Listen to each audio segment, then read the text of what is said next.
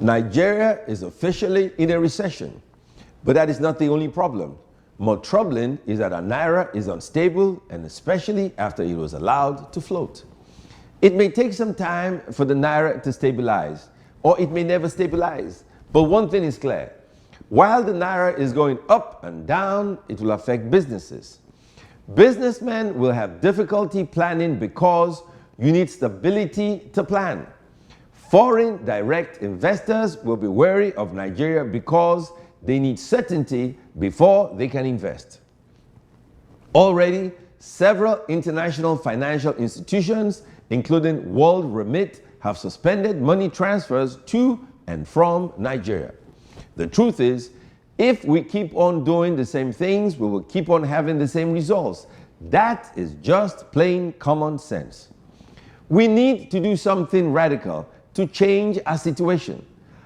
I recommend going back to the idea of re-denomination of the naira that was floated by the former central bank governor of Nigeria, Professor Charles Soludo, about 8 years ago. The idea was a brilliant one, which had worked in Ghana and helped stabilize their currency and boost their economy. Many Nigerians remember the Ghanaian cedi from the 80s as a very weak currency compared to the naira. However, after Ghana redenominated the cedi in 2007, the currency bounced back and became stronger vis-a-vis major world currencies.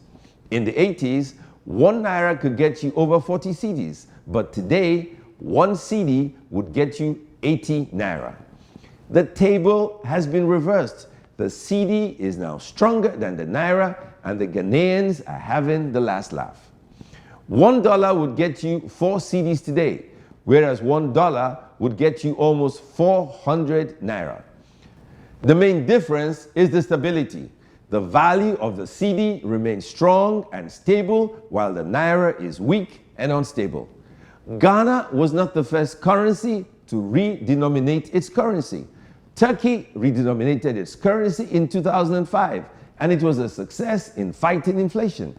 In fact, before the redenomination exercise, Turkey suffered from hyperinflation, but after the Turkish lira was redenominated and 6 zeros were removed from the currency, their inflation reduced to single-digit rates. China has also redenominated, and their currency now competes with the dollar as a world currency. Professor Charles Soludo planned the same initiative for Nigeria.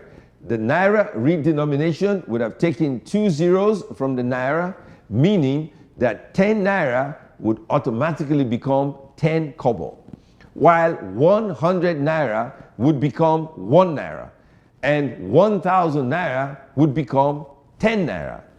The expected result of redenomination was that it would neutralize inflation because more currency would be in coins, and just the psychological effect of that alone would drive down prices. Also, one of the major reasons why a currency has or does not have value is the cost of printing it. With the redenomination, the cost of printing the naira would have gone down. Also, redenomination immediately drives down the cost of handling cash and bookkeeping, as well as other accounting costs.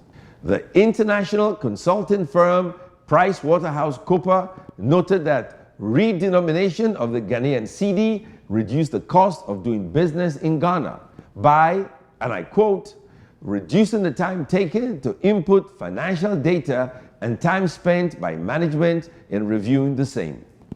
Nigeria has a great economic challenge today. Inflation is now in double digits, whereas it was in single digits last year. The purchasing power of the naira is dropping every day. The naira is exchanging for the dollar at double the cost it did last year. Banks are firing staff. Businesses are closing down. If we continue to do the same things, we will continue to have the same results. It is time to try new ideas.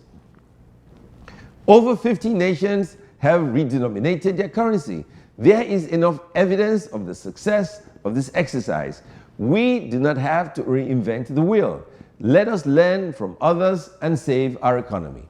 My name is Ben Murray Bruce, and I just want to make common sense.